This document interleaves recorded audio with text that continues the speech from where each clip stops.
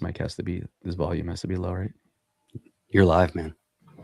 What is up? Whoa. Hold on. This is unscripted, buddy. Sometimes we can have a little bit of a rough start. What's going on, Tampa Bay? Excited to be joining you on another Friday, the Power Hour Lunch Real Estate Show by Dealmakers TV. And we're just excited, James. How you doing today, buddy? Great, man. Great. It's Friday. We got a soccer tournament this weekend. We'll be in Lakewood Ranch all weekend. Nice. Spending every single second I have away from work at the soccer field. Incredible. Just you know what? Let's pause real quick.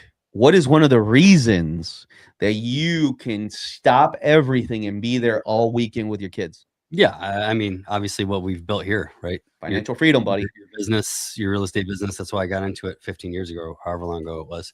Amen. We buy back our time every day. I was actually have an interesting story. Okay. I was just telling my kids this.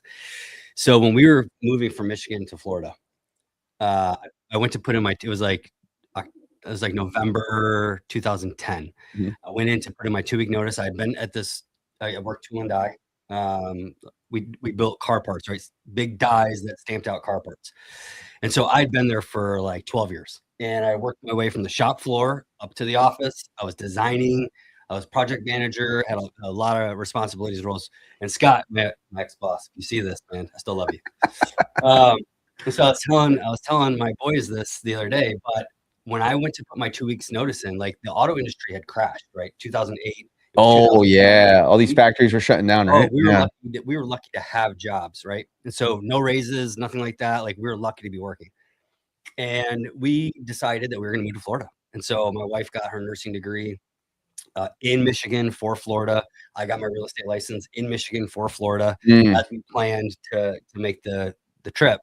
And so I went in and told my boss, I'm like, hey man, we're going to move to Florida, put in my 2-week notice. And he was like, Florida. He's like, listen, I know I haven't been giving you a raise in a long time. Like, what is $5 more an hour? So I was making $19 an hour, working 55 hours a week. So he's like, what does $5 more an hour sound? And what about a $500 a week bonus, whether you work or not? So like, it took me wanting to leave to like to understand what my time was worth. And I'm like, that's a great offer. He's like, obviously I have to consult with my, his brother was there, 2 brothers. Mm-hmm. He's like, I have to still consult with him, just to verify and this and that. And I'm like, well, let me think about it. Obviously I've talked to my wife and I had a conversation with my father-in-law, who's been an entrepreneur his whole life, painting business, Amway, like he's, and I had a conversation with him that night. And his words to me were, James, I've always created my own security so I didn't have to count on anybody else to feed my family. He goes, and what happens if that job, because we were, the auto industry was tanking. What happens if that job closes shop in 3 months? Goes away. Who cares what your bonus is?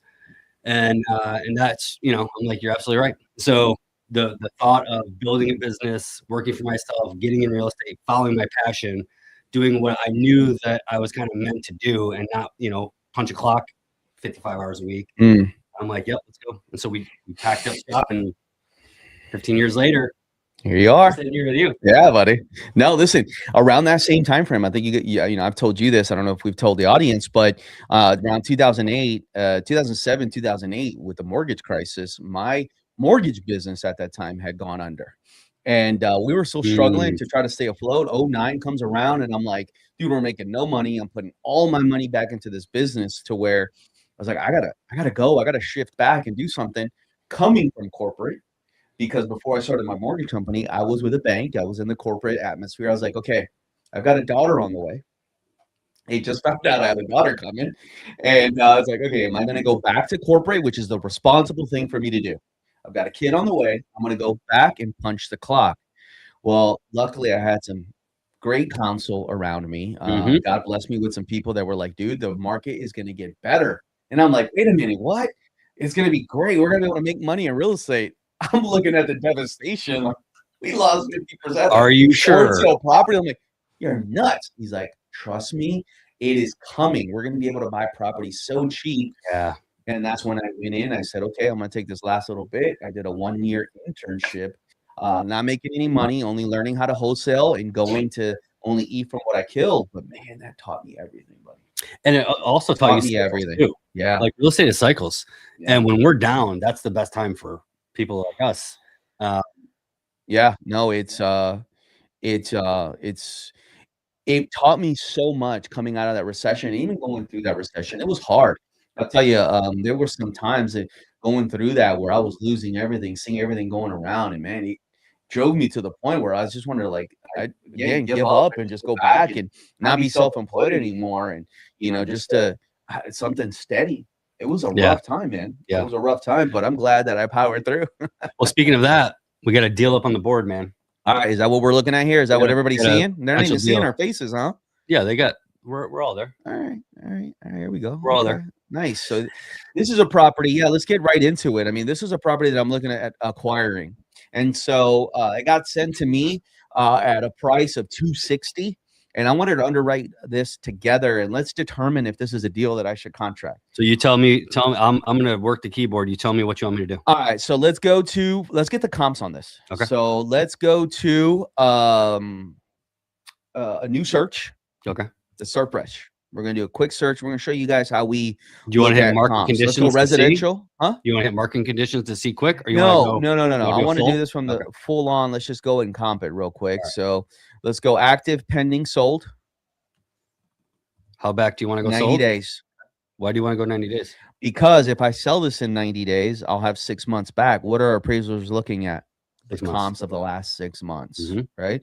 So I want to look at active because I want to see what my competition is, make sure it's an area that there's not a whole lot of green. And we'll look at the colors now, but when I look at an area on the MLS that has a whole bunch of green, I'm staying away. That means there's a lot of active. Now, if there's a whole lot of green, that's not in the condition of what I'm going to leave our property in.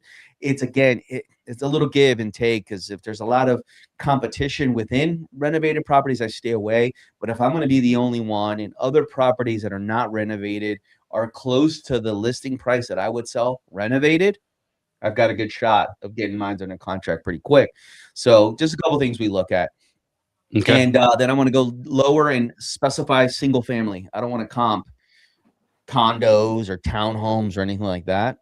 Then we also want to go, this property that we're comping is 1,200 square feet. So we're going to do a 20% plus or minus. So we'll go 1,000 to 1,500, right?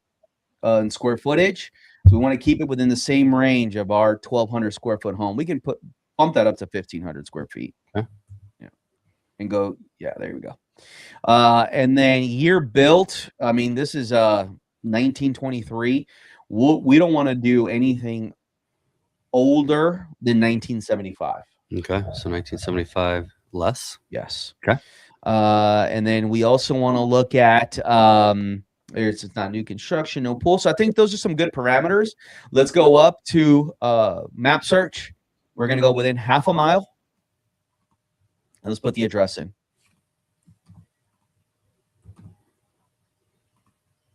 Half a mile. We got 13. So now let's look at the map view. Ooh. Uh-oh. What do we got? Not a lot of sold.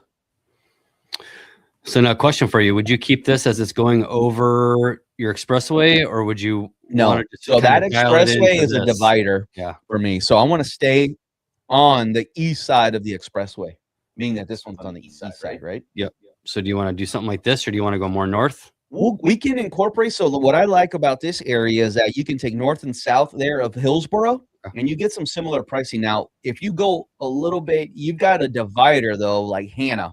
Okay. Anything further than Hannah, you're getting into like some of the higher price per square foot homes we don't want to compare to. So you want to go something like this? Something like that. There you go. All right. And then we'll get rid of this circle. Yeah, delete that shape right there. Okay. All right.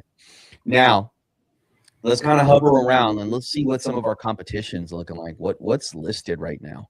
Click on that one there. That's a 2-2, right? That one there. Do you want to stay away from pools? I do. Oh, yeah, that's what we meant to put. Right. No pools. Get no pools. All right. I figured at 685 it probably had a sick pool. Probably. Okay, so you got a 379 active. Let's take a look at that active one. What's it looking like? 1,320 square feet. Let's look at the photos on this one. It's been on the market for 131 days. Wow. Why? Why is this on the market for so long? Oh, okay. I mean, yeah. I mean, not fully updated. Clean. multiple floors. One of my biggest pet peeves, man. So it does need a little work, but it needs some updating for sure. And that's all we can just see in the pictures. So it might need a new roof. It might have outdated electrical. Remember, it's in that year. What's the year on this one? The kitchen's dated 42. So yeah, I mean, you're gonna need. You probably got some major upgrades on this house needed in order for it to qualify for conventional financing, right? Those 4-point issues. That could be the reason why this thing hasn't sold. Yeah. Okay. All right. So that's a decent one to take a look at. What else is green? Let's see what else is green in a similar price point to what we think we would list at, 675. What's that 675 over there? Oh, buddy. Okay, that's a different property in itself. It's a nice little bungalow, eh? Oh man, look at that rehab. Let's see. I want to see the inside. Wow. Whoever did this one did a great job. You're so full of crap. This is one of our properties, okay? We had this one under contract, so we lost a few days. These buyers are just playing games. They didn't even give us a reason for bail-in. So we just went live again, back on the market. So we've got some activity. We know this one will go back on the contract. But this one has an ADU in the back too. So all right, let's highlight it, man. Let's highlight. Let's get some screen time for it. So tell us about this property.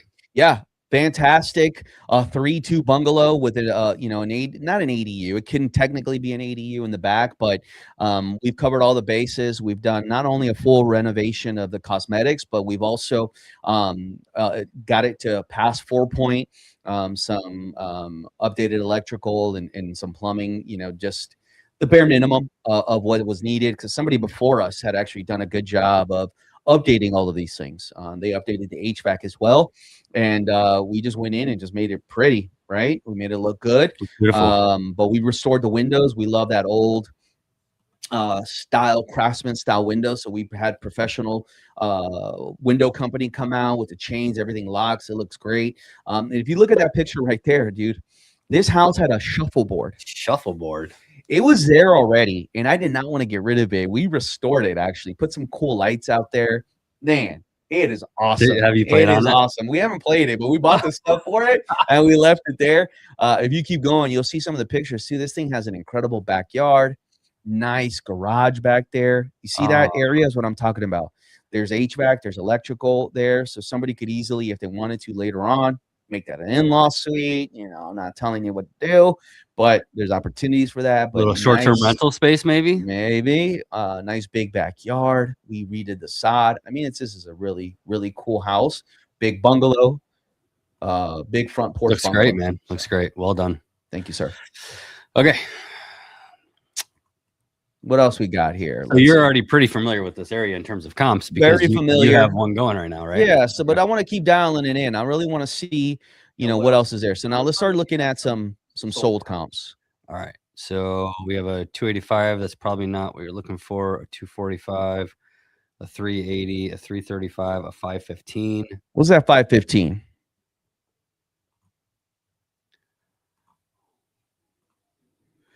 Not a bungalow. Nope. Block home. These get different pricing in Seminole Heights. Okay. So I'll put some love into it.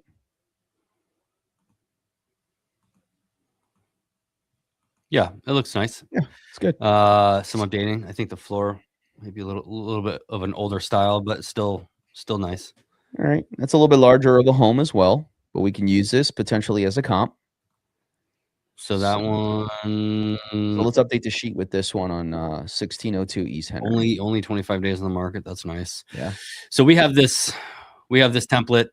This is actually built by me, I guess, and we give it to you. Guess? What do you mean you guess? You built it, buddy. Yeah.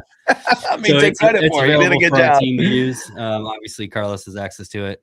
He's actually trained some agents with it too. That I'm still waiting for my royalty fee. You'll get it when they close some deals, man. Don't worry about it. I got you. So sold price, what was it? 515? 515, yeah. And then beds. So this was a 3-2, 3-2. 1,500 square feet. 1496. Whoops. 1496. Year built. 62. Lot size. This microphone is in the way. 0.19. No pool. Miles from subject. I'm not going to worry about that because we've dialed in our map area, renovated. We're going to say sometimes, Yes. sometimes I say meh. It was a meh. Mid. Like yes, Okay. but not a little meh renovation. Not to the nines, right? So What was the sold square footage on this one? we're at 344.25. And it just sold to 9 days, so I'm not worried about that. Okay. All right, so there's one. What else we got? Let's see what else we've got there. That Not a lot of sold. Not a lot of sold, buddy. That's not looking good. Pending. Like that. You have a 379 pending, a 300, a 315, a 289, a 365, a 400.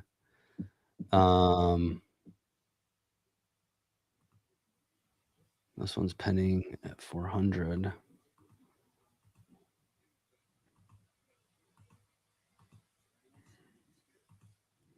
Virtually staged.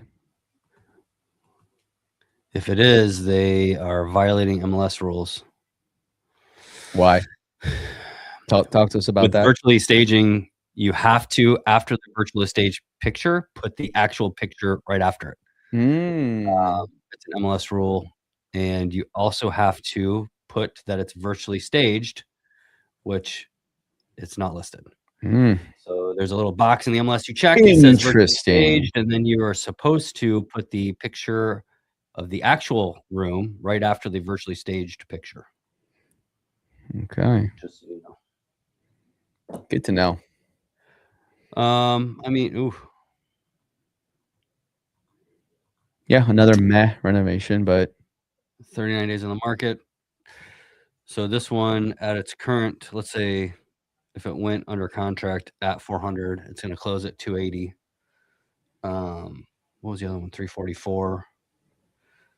So would you use this as a comp? No, I mean, really, it's not in line with what we think the other one is. It's not a bungalow, you know, like they didn't leave it how the other one would be. But yeah, I mean, technically, I wouldn't use it yet because it hasn't closed yet. I don't know what the contract price is, so it's kind of false information, you know.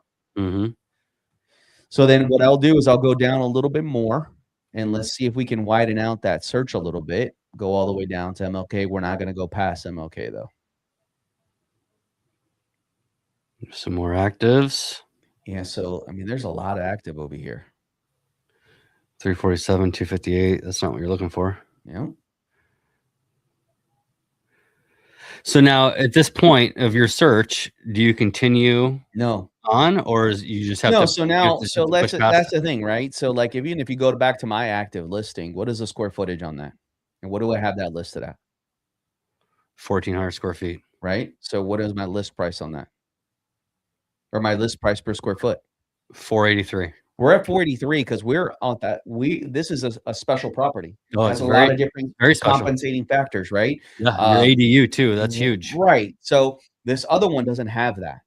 And it's a lot smaller of a square footage. So I can go and say, hey, if we leave ours and we maybe come off of the ADU and come off of some of these special features this has, I can try to justify a different price. But at the end of the day, this doesn't have those special features. So, but also I'm going to be hesitant. The market has told you've already got an offer, right? A contract. Yeah, I did. Yes. They backed out for whatever reason. Right. But the market has told you that this is a desirable property at this price point. Right. So now let's go back to the listing on Frierson. Let's take a look at that property and let's determine if we can make it look like this.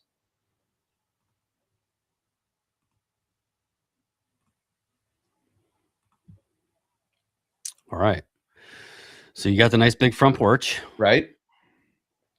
Not as big as Miami. Mm-hmm. But you're not going to have the ADU or the potential. Yeah, potential. It's a detached garage, but you know, the potential additional square footage. Now, what is cool about this property is that it can become a 3-2. There's room to convert and add a bathroom. That's not terrible. Needs some love. It needs love. It's got a lot of deferred maintenance. You're going to new full rewire, full plumbing, converting it over, new kitchen, new subfloors. There's some, it's pretty solid, but a little bit of areas that need some subfloor, insulation, all those things, right? So I'm putting the budget around 100, what was it, 102,000 for renovation.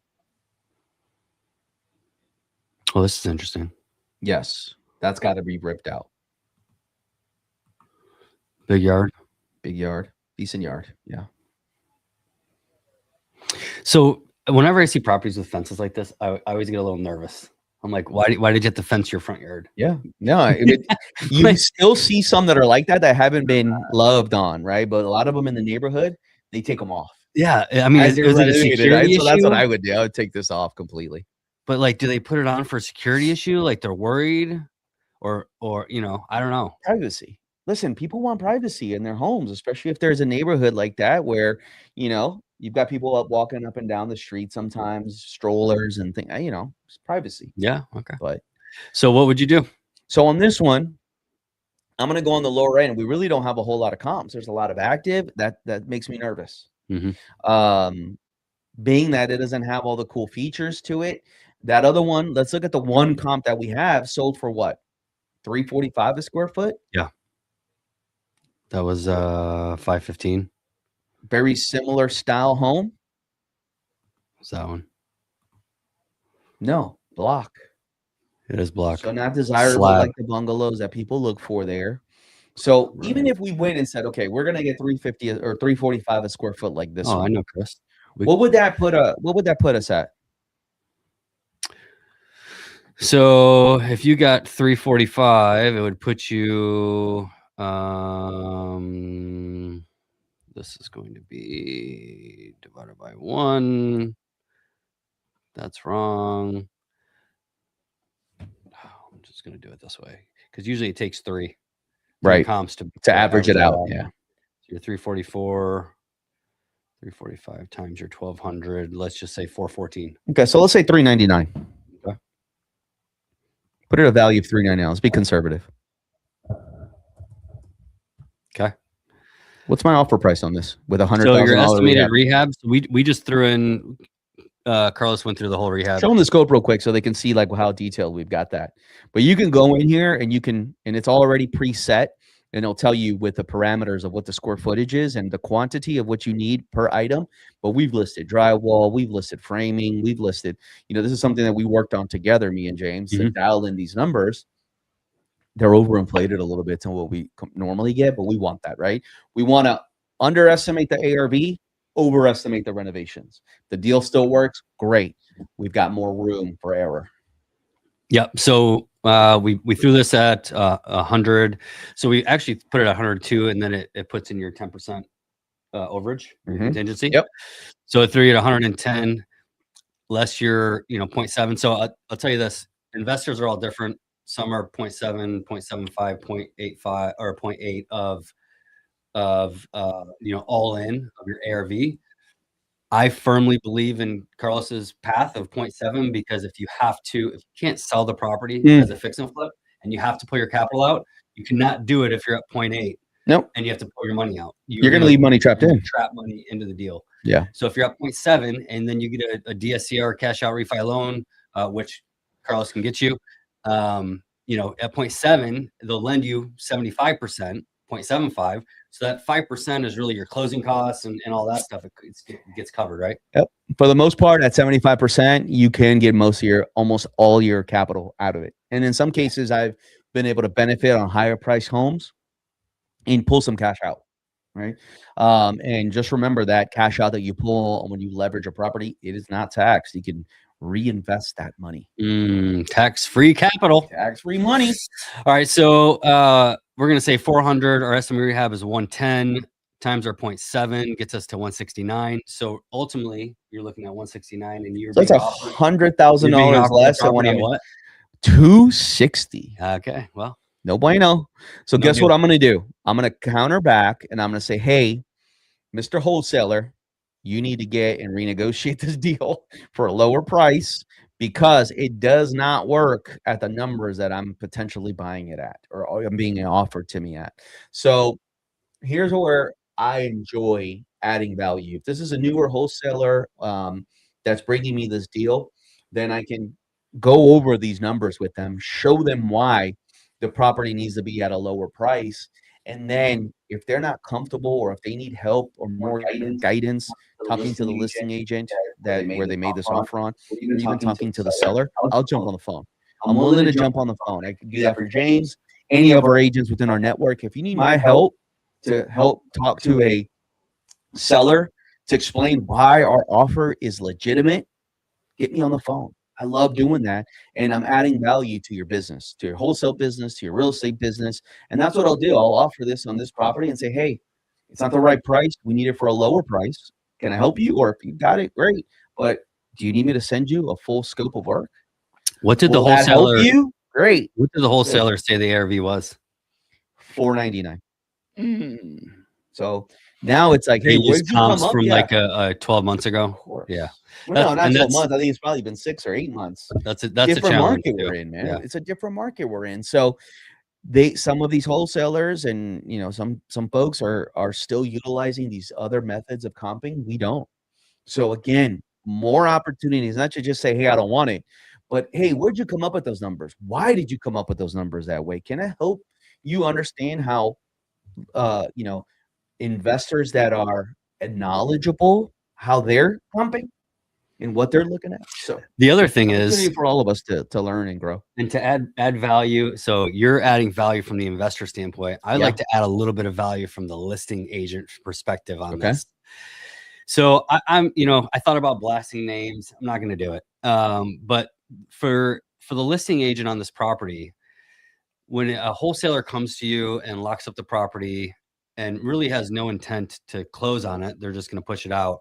You have to be, first of all, cautious about that. But secondly, why didn't you take this property to investors before even putting it on the market? Like I have a lot of agents that will even come to me as a broker and say, hey, I have this listing. It's going to suck on the market. What do you think? Do you have anybody that can buy it? We'll work out the commissions and stuff into the deal. But instead of taking this to market, we have a database of thousands and thousands of investors.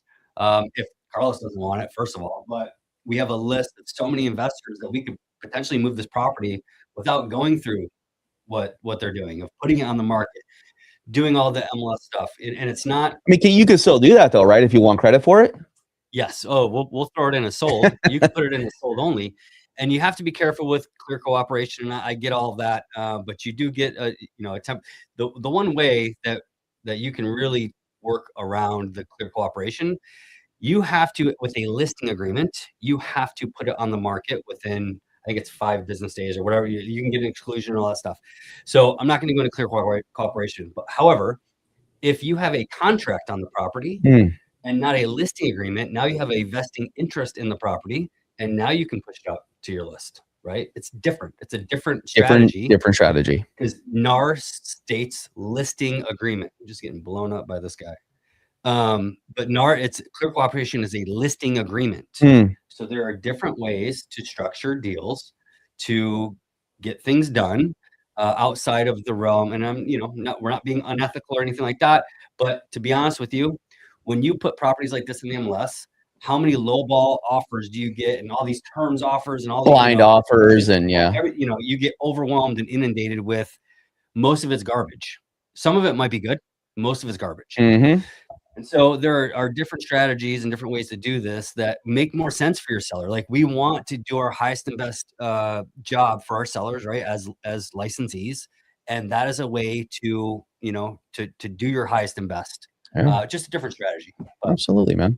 No, that's what it's all about. It's thinking outside the box. That's what I love that you do, James, for your agents, is you're educating them on how to think outside the box to make more money in a market like we are in today. It's like great. Yes, we might see some buyers coming back to the market, but are they really truly motivated? Are you going to drive someone around for to 30 different houses, and then they don't even pick one, and you're just wasting? Versus you can do a little bit of digging, call a lead, get a listing, sell it to an investor, and within a couple of days, you just made the same commission that you would make over 30 days, 45 days, driving the buyer around, wasting gas. Yeah. It's thinking and working smarter as an agent in today's market. And that's what I'm really excited about, partnering up with you and being able to do these classes that are coming up. So this is a shout out to April 14th is our first one. April 14th in Clearwater, 1:30 p.m. You sign Agents, come out, learn. This is an incredible series where we're going to teach you what investors are looking for and how to work better with investors. James does this already for all of his agents now, and I love adding value and being part of these classes and things that we do internally. Well, guess what? We get to do it now for everyone. So yeah, learn this different strategy. It's board sponsored, so it's through the board. You go to Suncoast Tampa Association of Realtors or TampaRealtors.org. You sign up, you join the class through them. It's board sponsored, put on by the board. They just employed us to come in and teach the class. It's eight months, one session per month for 8 months. Love it. We go from April 14th. It's a Tuesday every month. And then it goes between Clearwater office and Tampa office. And we're just, providing value to the membership. So where can they reach you to get that schedule and any more information? Yeah. So go to TampaRealtors.org. I mean, you can reach me, hello@investcorerealty.com. I'll get you all that information. But if you go to TampaRealtors.org, you go to their events calendar, it's on there. April 14th is the first one, part 1 of 8. And then you can look at every month and find the series to join all of them. But if you need it from me, I'll get it to you too. Awesome. Pumped. I think, I always love underwriting deals and determining whether they're good or not. Hopefully this added some value to our community out there. We're going to continue to go live too. Let's blast Net Worth Realty real quick. Can we do it? Listen, you do whatever you want, buddy. This is unscripted. You go ahead and do it. This is what happened today. We listed a property. We listed a property in Trinity, well below market value. Went like that, cash deal. So I had an agent from Net Worth reach out to me. And he's like, "Hey, I have a client for that, this and that. Remember me if you have anything more coming up." And so my reply. My reply was, "Okay, and if you're ever interested in joining a brokerage that does both investments and retail and doesn't slaughter you at the closing table, I'm the broker at InvestCore Realty where you can keep your commission and most of that double closing fee. Have a great weekend." He goes, "I'm going to look up your website." I love it, man. Listen, Net Worth Realty. Alternatives, if you're an buddy. agent at New Western or Net Worth or any of these wholesale brokerages that absolutely slaughter you at the closing table, call me. Me. I have valuable information to give you. Yeah, listen, no, that's all good, man. Listen, I think that's huge. That's why we're doing this. So as we continue with these live streams every week, and we start talking about different variety of topics, obviously, the whole goal and the purpose is to educate. Yeah, we are educating. One of the things as well that I'm doing, and I'll leave it, we'll close out with this, is I'm also starting education in Spanish. So para mi gente en español, que mis agentes en español, mis personas que quieren aprender más de cómo comprar, financiar, arreglar y vender casas de fix and flip, vamos a tener el curso. Ahora lo estamos haciendo en español para la comunidad hispana. Mañana vamos a estar en un evento, el Cubatonazo, que está aquí en Tampa, pero vamos a seguir incorporando nuestra comunidad hispana en eso lo que hacemos. I believe there's a lot of opportunities within real estate, and I want to make sure that I'm making an impact within my Hispanic community and offering this as well. So I'm starting a live stream as well in 3 weeks. That's going to be in Spanish only. So we'll be putting that out there. But man, I'm loving this, dude. I'm loving that we can come together once a week, talk about things that we've got going on. Today, we didn't really get into a whole lot of other stuff. You guys heard a little bit of our story.